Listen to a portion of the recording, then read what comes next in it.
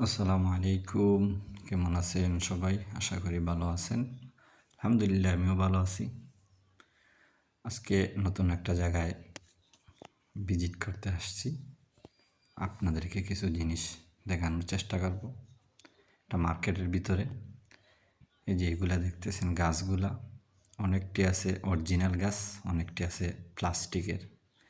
আসলে বিভিন্ন জায়গা সফর করলে জ্ঞান বাড়ে এবং অনেক কিছু শেখার মতন জিনিস দেখা যায়। আর এগুলার দিকে তাকাইলেও কিন্তু আল্লাহকে পাওয়া যায়। আল্লাহ মহান। আল্লাহ আমাদেরকে সামান্য কিছু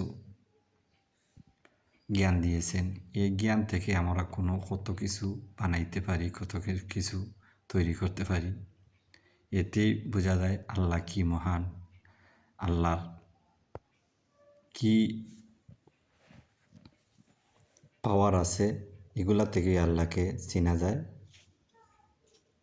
দেখেন অনেক সুন্দর সুন্দর জিনিস, ভাবলাম আপনাদেরকে দেখিয়ে নিই। এগুলার মধ্যেও খেয়াল করলে আল্লাহকে পাওয়া যায় এবং আল্লাহ কীভাবে এই দুনিয়াটা সৃষ্টি করেছে, কীভাবে খুঁটিবিহীন আকাশটা উপরে রেখেছেন। সাধারণ জ্ঞান থেকে আমরা কত কিছু জিনিস বানিয়ে ফেলছি। দেখেন মূর্তি এবং মাটি দিয়ে, সব কিছু কিন্তু মাটির তৈরি।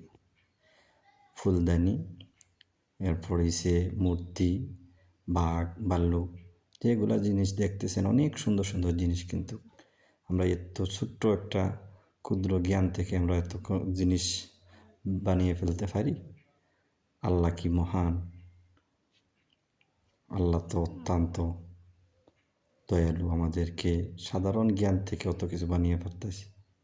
দেখেন ছোট্ট ছোট্ট বাঘ, মাটির তৈরি সব কিছু অনেক সুন্দর লাগে। তাই ভাবলাম আপনাদেরকে দেখিয়ে নিই, শেয়ার করি।